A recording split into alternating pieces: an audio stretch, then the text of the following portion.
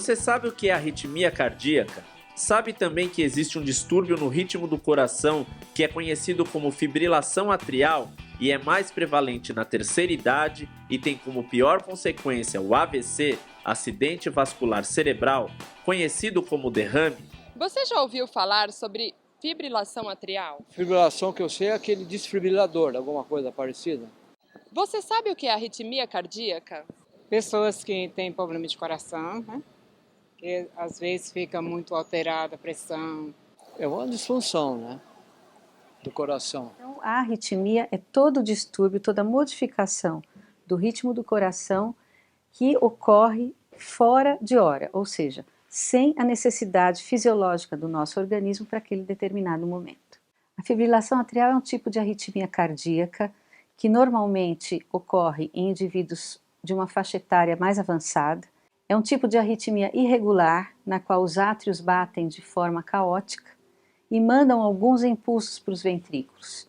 E dependendo da frequência com que esses impulsos chegam nos ventrículos, nós podemos ter fibrilação atrial com taquicardias ou com bradicardias. A cada ano, ocorrem mais de 300 mil mortes súbitas no Brasil, a grande maioria em decorrência de algum tipo de arritmia cardíaca. Estas mortes poderiam ser evitadas se as pessoas priorizassem hábitos saudáveis. E você sabe o que é morte súbita? Já aconteceu na minha família. Já. Como? Pessoas assim, do nada, sabe? Terminou de almoçar, sentou no sofá, quando a mulher foi atrás dele, morto. A morte súbita é toda morte que ocorre entre a primeira hora e 24 horas após o primeiro sintoma. Então, o indivíduo que normalmente está bem, está normal, está passando por um dia habitual dele, de repente ele começa a sentir um mal-estar, uma dor no peito ou uma tontura e desmaia. E então, esse sintoma leva esse indivíduo à morte. A fibrilação atrial pode ser assintomática e estar associada a outras doenças cardíacas, maus hábitos, como o tabagismo, consumo de bebidas alcoólicas e energéticos, e doenças crônicas, como diabetes, hipertensão e obesidade. Quando a fibrilação atrial é identificada de forma correta e previamente, o AVC é altamente evitável. Os principais sintomas são palpitação, desmaio, tontura, falta de ar, mal-estar, dor no peito, fadiga e fraqueza. O diagnóstico geralmente é feito em consultas de rotina, a maioria dos pacientes que chega às consultas ou com queixas ou sem queixas. Quando nós fazemos o exame físico e pegamos o pulso desse paciente, nós sentimos então uma irregularidade nesse pulso.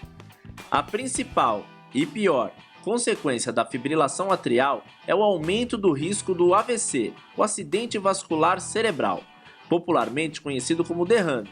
Essa arritmia cardíaca está cada vez mais associada ao avanço da idade e acomete pessoas com mais de 60 anos, sobretudo na faixa dos 75 a 80 anos.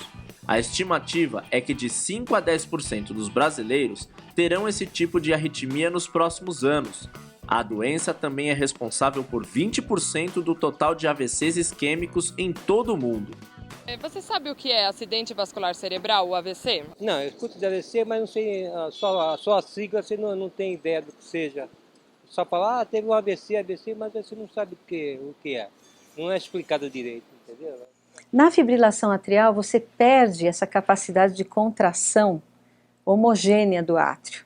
Então, o átrio ele fica mais ou menos assim, ele contrai de uma forma irregular e, com isso, o sangue fica estagnado perto da parede do átrio. Essa estagnação favorece a formação de coágulos.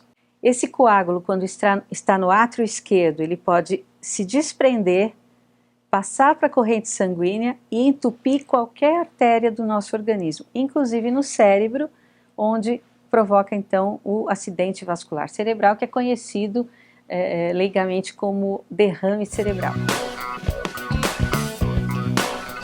O tratamento medicamentoso ele consiste primeiro em você corrigir eventuais doenças de base que esses indivíduos tenham. Uma vez feito isso, nós podemos usar antiarrítmicos para cuidar da fibrilação atrial. Então, são medicamentos que eles inibem a formação desses estímulos elétricos irregulares e eles tornam, então, o coração menos vulnerável à ocorrência dessa arritmia. A outra forma de tratamento, quando o paciente, apesar das tentativas anteriores, continuar tendo crises, é a ablação por catéter. A ablação, na verdade, é uma cauterização que se faz naqueles focos responsáveis pela arritmia, pelo gatilho da arritmia.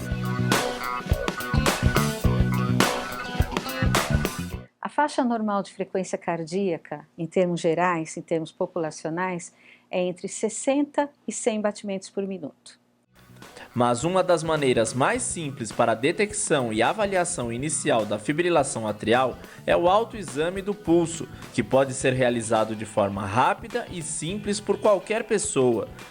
Porém, é necessário um diagnóstico mais preciso com um eletrofisiologista ou arritmologista, profissionais especializados em arritmias cardíacas. Todos os indivíduos podem checar o seu pulso para saber se eles têm arritmias ou não.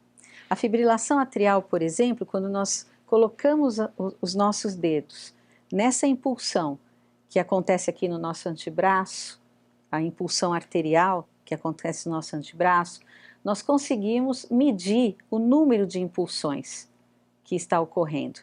Se eu contar esse número durante 15 segundos e multiplicar por 4, eu sei quanto está a minha frequência cardíaca. Então, se eu colocar os meus dedos aqui, medir 20 batimentos em 15 segundos, eu multiplico por 4, eu terei então 80 batimentos por minuto. A fibrilação atrial, assim como demais arritmias, pode ser prevenida através de hábitos saudáveis, que devem ser levados a sério e praticados diariamente. Os check-ups, eles normalmente devem ser realizados uma vez por ano, e se a pessoa já sabe ter a doença, vai depender muito do cardiologista ou do arritmologista que estiver cuidando dela, no caso das arritmias cardíacas, determinar o tempo de retorno, o tempo de frequência da visita ao médico, dependendo do risco que esse indivíduo corre. O objetivo da Sociedade Brasileira de Arritmias Cardíacas, que é um ramo da Sociedade Brasileira de Cardiologia, é conscientizar a população, é educar, é ensinar como evitar, mudando os hábitos de vida, como reconhecer uma arritmia e como tratá-las, para evitar então que nós tenhamos todas as sequelas decorrentes de um problema como um acidente vascular cerebral ou então a possibilidade de uma morte súbita numa arritmia que pode ser silenciosa.